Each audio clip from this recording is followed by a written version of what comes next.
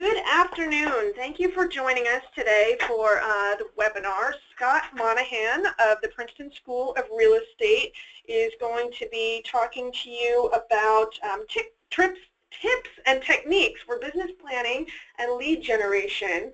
Our business planning webinar today is called If It's Meant to Be, It's Up to Me. I am going to go ahead and mute the participants so that we can eliminate some of the background noise, and we will open it up for questions at the end of the webinar. So I'm going to go ahead and mute everyone now.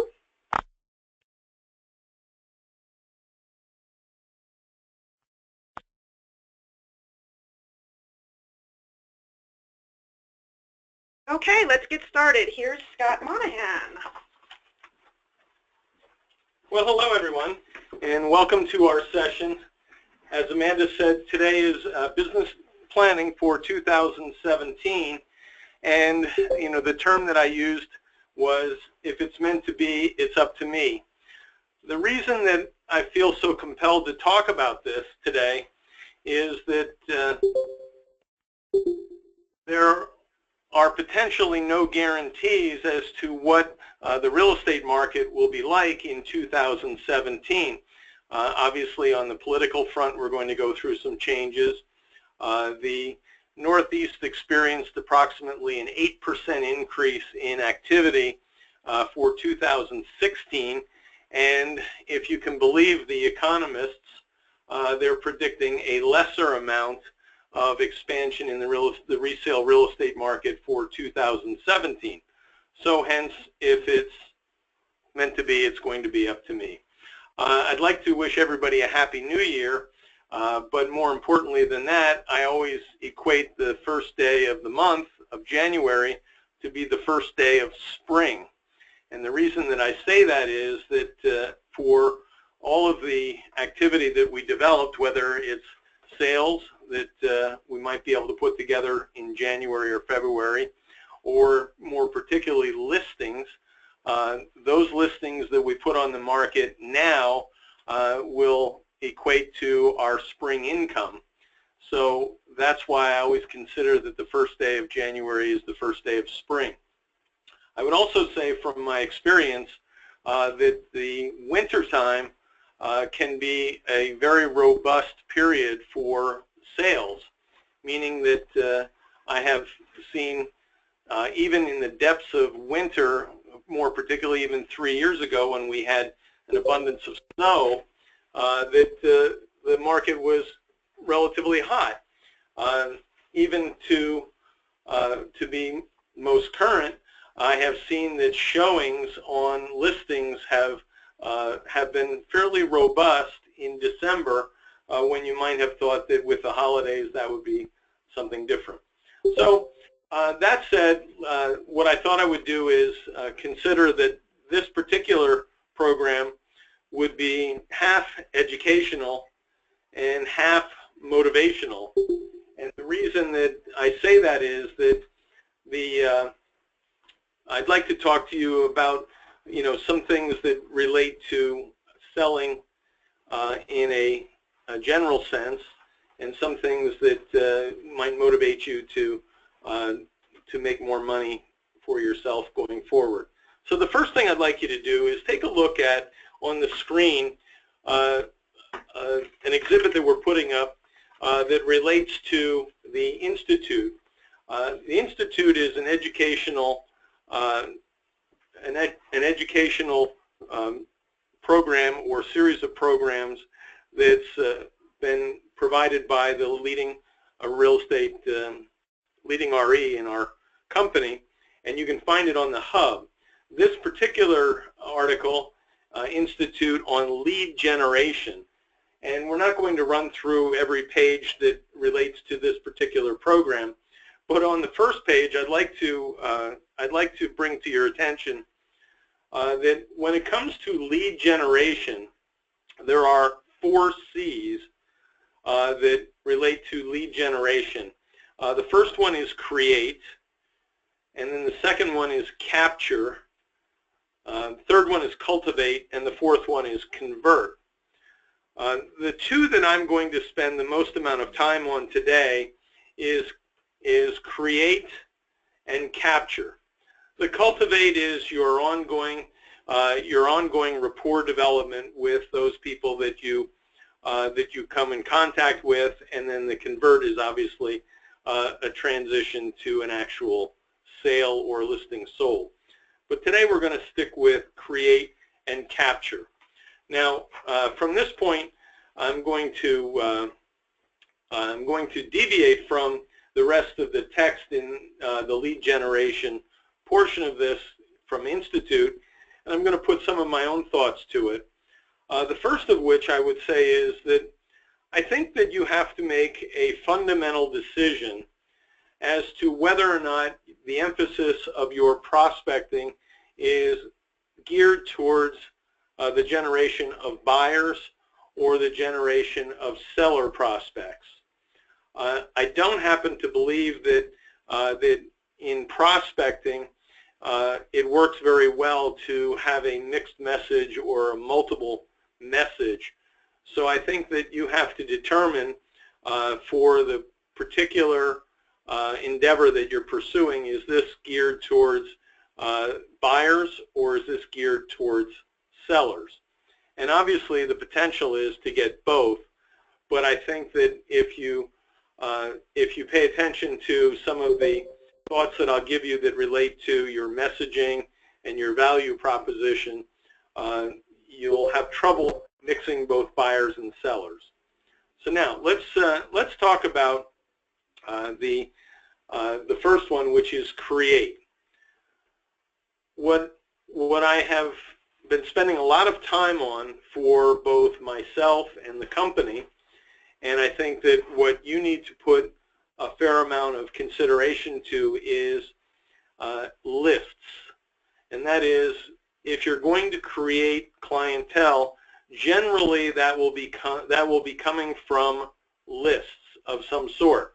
Now it could be that if you are paying for some lead generation sources, i.e. the internet or something like that, well, then maybe that is your list, perhaps, and you should have multiple other things because that in itself won't take up much of your time. What I'm really referring to when I talk about lists are two things in particular. One is my sphere of influence list, and for some of you, myself included, it may not be as large as you'd like it to be. Those that I am most comfortable with, that I would consider to be my primary sphere of influence list, if you've listened to some of our other programs, I would call them the group ones, those people that I would be comfortable socializing with or something to that nature. Another way to look at it might be those people that are your holiday card list recipients. Unless you are one of those people that is sending cards to everybody, you can identify very quickly those people that you're most comfortable with and closely aligned to, and those would be your holiday card lists. The other source then for creating business opportunities would obviously be those people who do not know you at the present time, but depending on your messaging and your value proposition, you would want them to become part of your ongoing sphere of influence list. And I think that that falls into principally geographic prospecting. So in the past, we've talked about geographic farming, and that is to become the real estate expert for a particular area.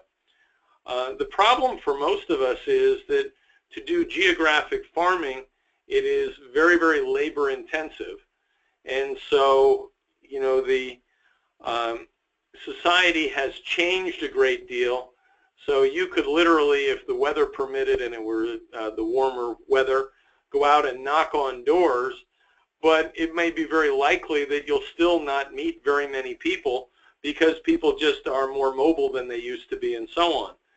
So we need to figure out a way that we can get to grow our sphere of influence and the number of people that we get to know and that know that we're in real estate. And so I'm going to suggest to you that we might try it by a different type of geographic farming, and I'm going to say that that would be as an example. So here is the educational side to it, using systems like the U.S. Post Office Every Door Direct marketing program that they have. So let's talk about Every Door Direct. If you're not familiar with it, this is a discount mailing program, and it is set up such that you can go on to the U.S. Postal website, and if you look at Every Door Direct, you'll be able to find the parameters of that program. However, principally what it is mail to every recipient in any given postal route in the country. So for instance, now that is not to be confused with the zip code. So for instance, in any particular zip code, there may be 100 or there may be 50 different carrier routes. Well, the Every Door Direct program will break it down to the carrier routes. So as an example, if you were to go on to the system and there's a mapping structure, and you're able to find out that in the 18062 area, carrier route C006, and I might be making that part of it up, but may have 647 residential customers on that particular carrier route. So what that means is that I don't have to label the envelopes or address them or even have the list of every recipient, but if I follow the rules and regulations of the Every Door Direct program and I package them and deliver them to the local post office, I can have a piece of mail go to every residential and or commercial customer within that postal route, and the average cost is about 18 cents per delivered letter.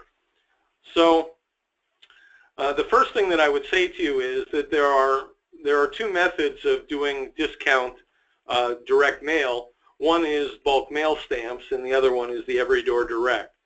The difference between bulk mail stamps and the Every Door Direct, one you have to address yourself, and the other one, which is the bulk mail and delivered to the regional post office and conceivably costs a little bit more than the Every Door Direct program. So I'm going to recommend that if you are looking for a method to get your message across, that you may very well consider the Every Door Direct program. Now, one of the things that I've learned about that program is that you can do this by postcard, or you can do it by an envelope. And on the screen is an example of the cover of an envelope. Now, the parameters are such that if you were to look at that, it has a very specific stamp in the upper corner.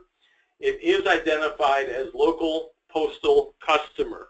That would be universal for every customer that you're going to send one of these to. But you have the full left-hand side of that envelope to put your company logo on. If you were sending out, as I'll discuss a little bit further, a monthly update in the marketplace or for their particular neighborhood or something to that effect, you can put on the cover of that envelope, for instance, you could put neighborhood real estate update, something that might be a draw that would cause the recipient to want to open up the envelope. So I will tell you that if you are doing postcards, there are various shapes and sizes, and under the Every Door Direct program, they're very specific about those shapes and sizes. The envelope that I'm demonstrating here is 9 inches by 6 inches, which is a standard size envelope that can be acquired at Staples or any other place for office supplies and be relatively inexpensive. Now, what you can also do then, because this is an envelope that can obviously have content to it, I'm going to recommend that you should be having a minimum of 3 pages in that envelope. If you wanted to put a business card to it, you could, although I think that you'll go through an awful lot of business cards with no particular result coming from it. So I would recommend that you potentially do not use business cards. But it should be anywhere from 3 to 5 pages. So that gives you enough content to be able to put something of value in it for the recipient. Now, let me just go back to our original examples of under the Institute where I said create and capture. The essence of this is that, number one, you have to create lists of who you're going to send information to. The second thing in a generic fashion is you have to decide what the method is. So in this case, what I've concentrated on so far is mail. And then the third would be your message.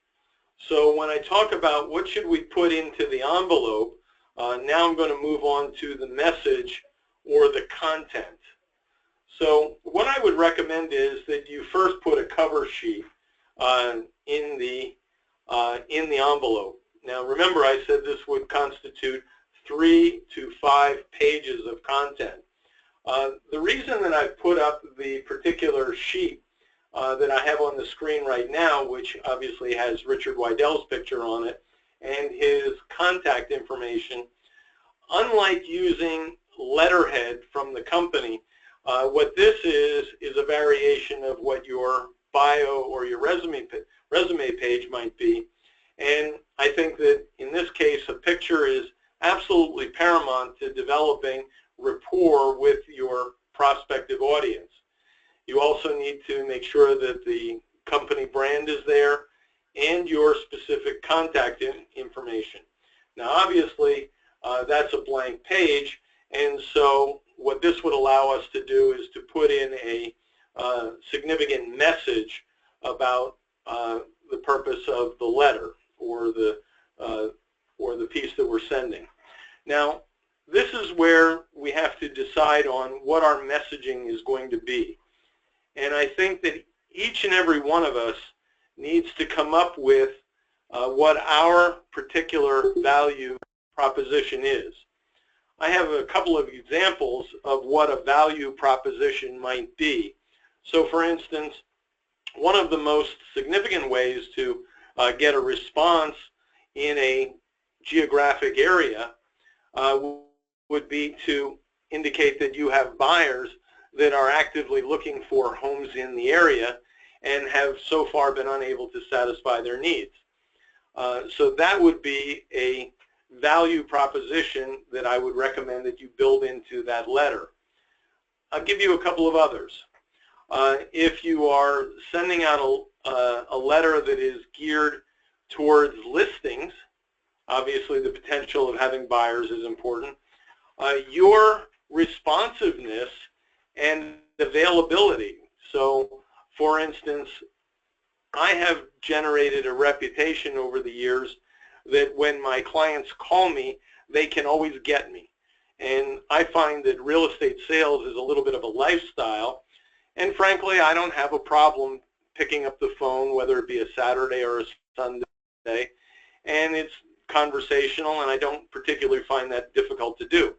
I'm not suggesting that you necessarily have to be on call 24/7, and I've known very successful people that for their own family and personal reasons don't work on a Sunday, and that's perfectly fine. But if you have a value proposition that you are readily available, that might be a specific type of content that you would put into the cover letter.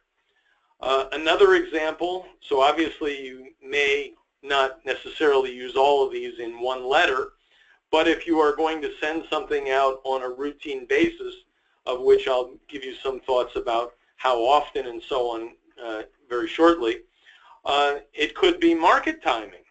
So as a listing agent, I'm often asked, well, when is a very appropriate time to put a house on the market? As you know from my comments at the beginning of this session, I said that January 1st is the first day of spring. So it is surprising to me how many people will start to get interested if they're anticipating a spring move, that they'll start to get interested and start looking at properties in January and February. And if they found the right one, it's conceivable that they'll buy one before they wait till they have more competition in the spring market.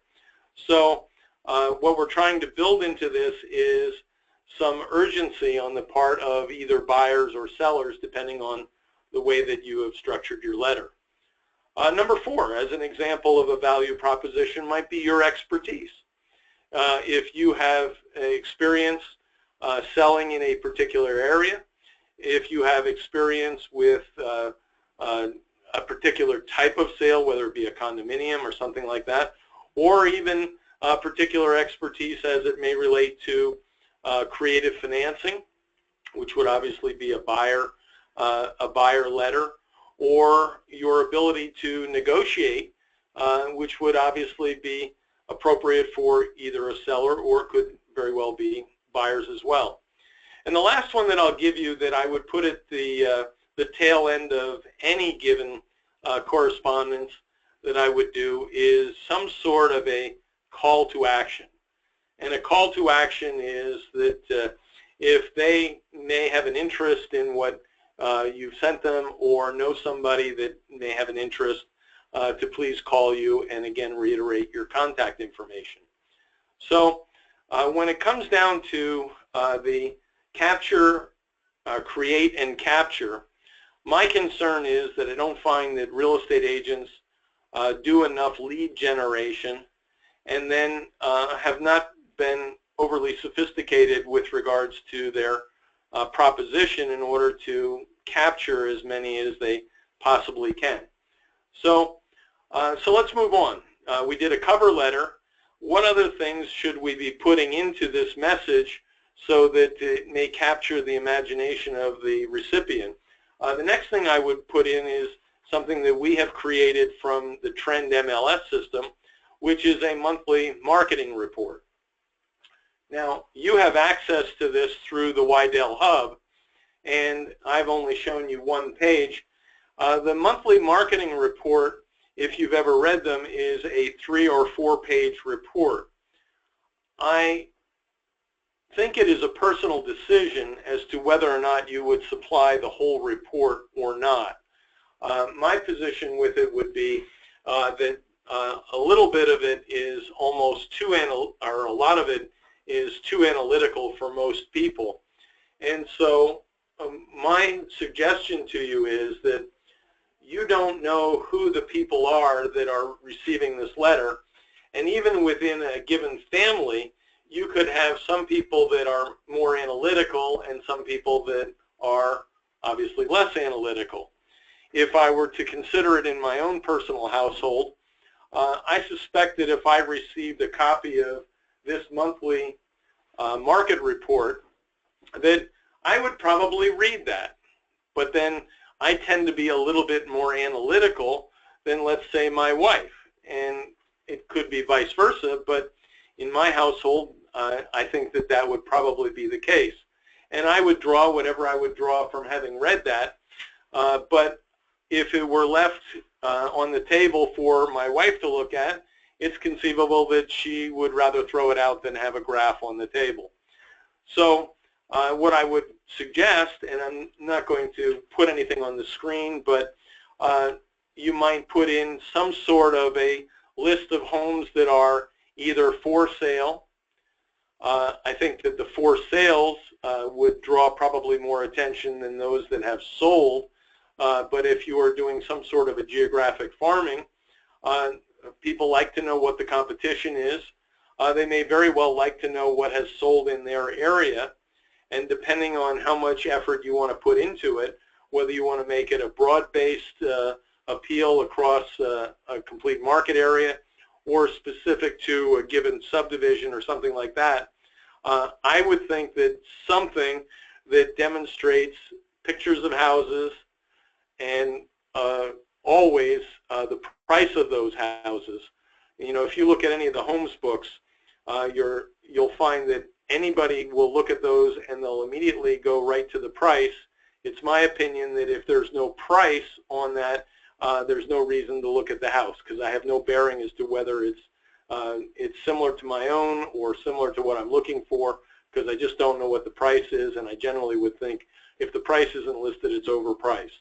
So my position with it is that at the very, very least, the content of your mailer should include a cover letter with a value proposition, either directed towards buyers and sellers, a condensed quarterly report, which would appeal to those that are looking for solid facts about a marketplace or the analyticals, and then something that has pictures of houses that would generate potentially interest for either a friend or a relative of the person receiving it. So let's just take this another step forward and analyze what it is we're trying to do. How often should you be sending out a piece of mail? Well, my position with it is that if you were to send out, whether it be even to your closest of friends, that would be your holiday card list or the group ones as I've referred to them in the past, or potential strangers that you would like to have them get to know you and know that you sell real estate. If you were to send them out on a monthly basis, number one, it's going to be expensive, even at 18 cents per letter under the Every Door Direct, and it's entirely possible that the recipient may start to correlate that, isn't it funny that every time I get an electric bill, I also get something from this real estate agent, and it becomes pretty obvious that you're getting to them once a month.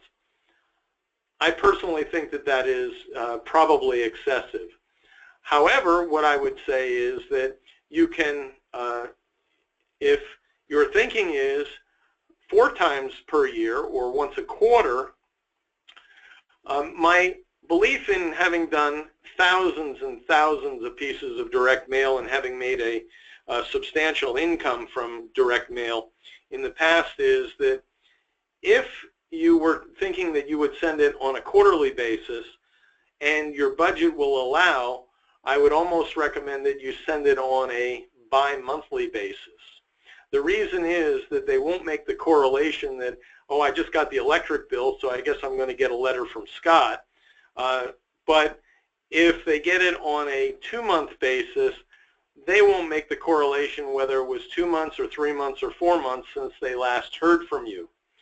The reason that that is so important is that most people will only react to direct mail when they are in the moment and have a particular desire or need. So for instance, my experience has been that I have sent the same types of mailings to people on a quarterly basis or even a bi-monthly basis for literally years on end. And yet, when the need arose that they had a desire to sell, they would call me and say, I just got your mail, and they may have a recollection that I had sent it to them previously, but they never referred to me that they got it every other month for the last 3 years because they didn't pay attention to it because they didn't have a need. But the point is, you want to send it often enough that by the time that they have a need, they are either anticipating that need or just determined that they had that need and haven't acted on it yet, and then all of a sudden they got something from you directly in the mail. And that's why the frequency is so important. So be careful. You can do it too little, but you can also do it too much, and that's where you need to find the right mix. So one other thought about the creation and capture portion of our program today is that those people that are part of your sphere of influence, and for the purposes of today, I'm going to say they're your holiday card list, or your group ones that are your closest of associates and friends. I think that it is very appropriate for business development that you do have interaction with that group on a monthly basis. So that means that if you were to determine that you wanted to send them the same piece of mail that you're sending through the Every Door Direct program, with the cover sheet and the update and maybe some houses, that would be okay. However, I don't think that that will suffice in terms of interactivity with your closest sphere of influence. And that's where you need to augment that with either some sort of a call or some other reason that you come in contact with them. So whether you send it to them on a monthly basis or maybe you don't, maybe you only want to send it to them on a quarterly basis because you're interacting with them on a monthly basis in other ways. That's a choice that you have to make about your Group 1 sphere of influence. The last thing that I'd like to talk to you about today is your success rate. And where some of us that are very experienced in the business and have a feel for the amount of activity that we should be getting on a monthly basis, we'll start to evaluate, well, how many contracts did I get in the course of a month? So from my own personal perspective, there is no such thing as not showing up on the office productivity board every month, month in and month out. If you're going to make an executive caliber income, which I think most of us aspire to, then it comes down to contracts per month. And what would a contract be? A contract could be an agreement of sale. It could be a listing, which over time will again create an agreement of sale. But the most sophisticated in the business will always start to evaluate their productivity in terms of contracts per month. Those that are aspiring to get to a higher level of success, I would recommend that you start to think about it in terms of having a goal of a specific number of appointments per week. And the reason is that what that will cause you to do is it'll make you stay on track. And it'll also cause you to be honest with yourself as to whether the activities that you're pursuing for creation is in fact actually turning into capture. So as an example, what I would be saying to you is that if your goals are of relatively modest levels, meaning that you are looking to have an executive caliber income, but this would not be a goal that I think would equate to a six-figure income, and you said, at the end of any given week, and I look over my schedule, did I have somewhere between 3 and 4 face-to-face appointments with prospects for either a listing or a purchase per week?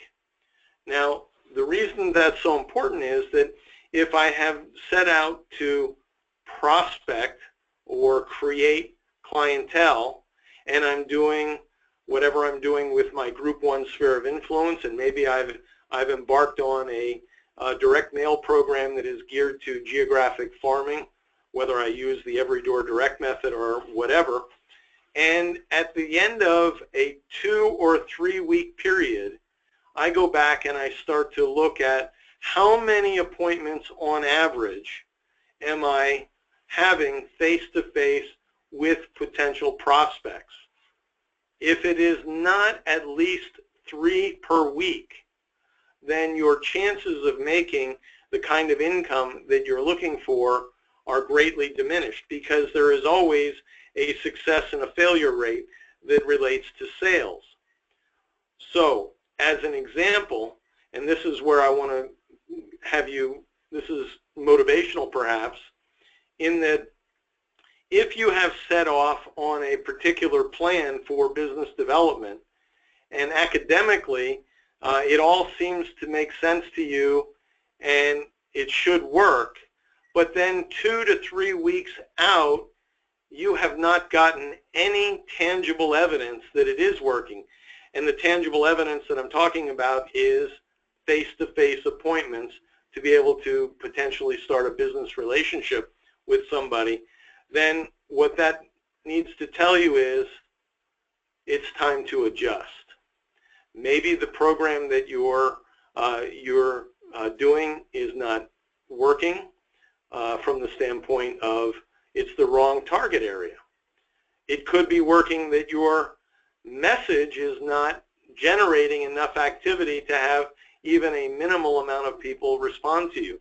What I would hate to have happen is that you've spent the time and energy for a 6-month period, if you can keep your motivation going that long, only to be faced with the failure that you didn't generate any business as a result of it. So consequently, what I would tell you is set yourself a goal and evaluate that goal every week. Did I have 3 to 4 appointments face-to-face with prospects? If you can do that one thing, what will happen to you is that if you work Monday through Saturday, and now you're into Wednesday afternoon, and you don't have any appointments scheduled for the week, it may cause you to double down and call some people from your Group 1 sphere, or call somebody that maybe has an expired listing, or do some other activity that will cause you to have appointments and fulfill your goal, and therefore fulfill your personal commitment to make the kind of money that you want to make. So hopefully that was helpful to you. I wish all of you the greatest of successes in 2017, and there is no better time to start than the present. So if it's meant to be, it is up to me. Thank you very much, and I look forward to talking to you again soon. Bye now.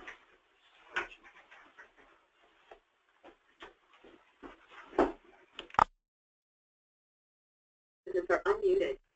Does anyone have any questions for Scott regarding today's material?